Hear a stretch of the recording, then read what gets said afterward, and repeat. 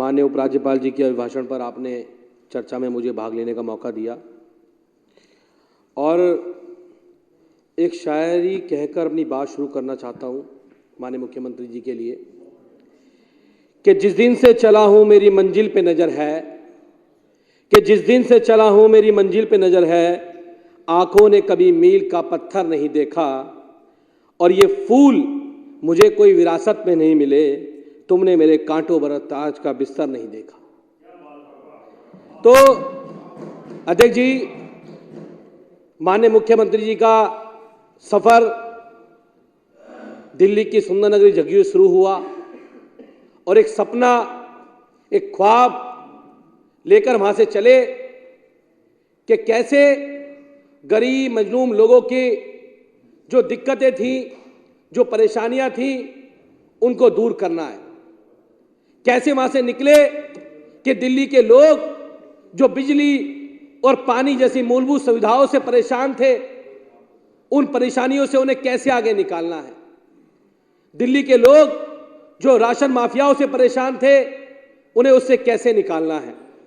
और सबने देखा कि आज जब 2024 में हम खड़े हैं, तो 2024 में यहां पर आज ये सदन में मुझे कहते हुए गर्व हो रहा है, गर्व महसूस हो रहा है कि मुख्यमंत्री जी ने जो सुंदर नगरी झुग्गियों से शुरुआत की थी, जो वादे किए थे, दिल्ली के लोगों को 24 घंटे बिजली देने का, दिल्ली के लोगों को 200 यूनिट बिजली फ्री देने का, दिल्ली के लोगों को पानी फ्री देने का, दिल्ली के गरीब बच्चे को जो सरकारी स्कूलों की दुर्दशा थी, जहां गरीब का बच्चा पढ़ता था और पढ़ने के बाद उसका ये सपना होता था कि अगर मैं पढ़ लिख लूंगा सरकारी स्कूल में तो ITI में एडमिशन ले लूंगा, कोई छोटा मोटा कोर्स कर लूंगा, कुछ छोटा मोटा काम कर लूंगा।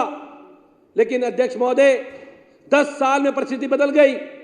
ईमानदार सरकार दिल्ली में आ गई, आम आदमी पार्टी की सरकार आ गई और एक ऐसी सरकार आ गई जिसने उस गरीब के बच्चे का वो सपना पूरा करने का काम किया कि आज वो गरीब का बच्चा जो ITI में जाने का सपना देखता था, आज वो IIT और IIM में जाने का सपना पूरा होने लगा उसका। आज वो IAS PCS बनने का सपना पूरा करने लगा है। आज वो गरीब बच्चा पढ़ाई करके विदेशों में पढ़ाई कर रहा है। तो अध्यक्ष महोदय, लगातार जिस सपने के साथ, जिस विजन के साथ सरकार आई थी, वो सरकार ने वो करके पूरा करने का काम किया। माननीय मुख्यमंत्री जी के नेतृत्व में दिल्ली के स्कूल शानदार हुए, जहां स्कूलों की दुर्दशा बहुत खराब होती थी, जहां पर हमारे बच्चे टॉयलेट तक यूज नहीं कर पाते थे, हमारी बेटियां टॉयलेट तक यूज नहीं कर पाती थी, वो स्कूल अब शानदार स्कूल हो गए, शानदार भवन वाले स्कूल हो गए, शानदार पढ़ाई हो गई। और वो शानदार पढ़ाई जब शुरू हुई तो सबसे पहला दुनिया में अगर किसी का नाम हुआ वर्ल्ड में, तो वो दिल्ली की शिक्षा व्यवस्था का नाम वर्ल्ड के अंदर हुआ। और अभी माननीय मंत्री जी ने बताया कि जब शिक्षा का क्षेत्र आगे बढ़ने लगा, गरीब के बच्चे को अच्छी शिक्षा मिलने लगी, तो भाजपा के लोगों को बड़ी टेंशन हो गई। उन्हें लगा कि दिल्ली जो आधा अधूरा राज्य है, उसने कैसे एजुकेशन में इतना काम कर लिया कि आज पूरे विश्व के अंदर उसकी चर्चा हो रही है। तो सबसे पहले जिन्होंने उस एजुकेशन पे काम किया था, उन मनीष सिसोदिया जी को जेल में डालने का काम किया, ताकि दिल्ली की शिक्षा व्यवस्था आगे न बढ़ पाए, ताकि दिल्ली के बच्चों के स्कूल और शानदार ना हो पाए, उनको जेल में डालने का काम किया। उसके बाद अगर दुनिया में किसी ने नाम कमाया तो मोहल्ला क्लिनिक ने कमाया। विदेशों के लोग भी दिल्ली को देखने के लिए आए कि कैसे दिल्ली के अंदर स्वास्थ्य व्यवस्था शानदार हो गई, कैसे दिल्ली के गली गली मोहल्ले मोहल्ले में जहां लोग दवाइयां नहीं मिल पाती थी, जहां लोग इलाज नहीं मिल पाता था, इलाज बहुत महंगा था, कैसे वो आज गली गली मोहल्ले मोहल्ले के अंदर मोहल्ला क्लिनिक खुल गए और उन मोहल्ला क्लिनिक के अंदर उनका इलाज होना शुरू हो गया। कैसे संभव हुआ कि दिल्ली के सरकारी अस्पताल शानदार हो गए, कैसे संभव हुआ कि दिल्ली के सरकारी अस्पतालों के अंदर दवाइयां मुफ्त मिलने लगी, टेस्ट मुफ्त होने लगे, गरीब आदमी का पैसा बचने लगा और दिल्ली की स्वास्थ्य व्यवस्था शानदार होनी शुरू हो गई। तो उन्होंने जिस स्वास्थ्य व्यवस्था का डंका पूरे विश्व में बजा, दूसरी बार संत जैन साहब को जेल में डालने का काम किया स्वास्थ्य मंत्री जी को। उनका मिशन था दिल्ली के काम को रोकना, और हमारा मिशन था, मुख्यमंत्री जी का मिशन था कि दिल्ली के काम को आगे बढ़ाना।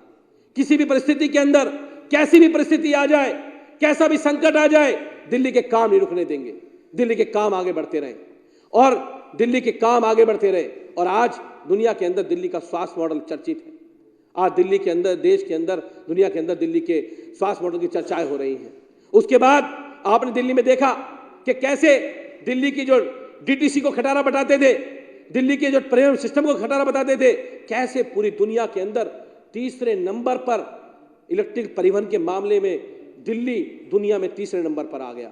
अगर भाजपा शासित कोई राज्य आज तक आया हो, किसी और पार्टी शासित राज्य कोई आया हो, दिल्ली दुनिया में तीसरे नंबर पर आकर खड़ा हो गया इलेक्ट्रिक व्हीकल के अंदर, और दिल्ली के बेड़े में 1650 इलेक्ट्रिक बस शामिल हो गई। तो परिवहन के क्षेत्र में दिल्ली लगातार बढ़ता जा रहा है, क्षेत्र में बढ़ता जा रहा है, शिक्षा के क्षेत्र में बढ़ता जा रहा है। और ये दर्द इन लोगों का है कि लाख रुकावटों के बाद भी, सब कुछ करने के बाद भी, अध्यादेश लाने के बाद भी, रोज परेशान करने के बाद भी हमें केवल भाजपा से नहीं लड़ना पड़ रहा, हमें तो मोदी जी की सीबीआई और ईडी से भी लड़ना पड़ रहा है, उससे भी संघर्ष करना पड़ रहा है। रोज जिस डिपार्टमेंट का काम रोकना हो वहां पर जांच बैठा दो, उसकी फाइलें मंगा लो और उसके बाद काम ठप, कोई काम आगे नहीं बढ़ेगा, कोई काम आगे नहीं बढ़ेगा।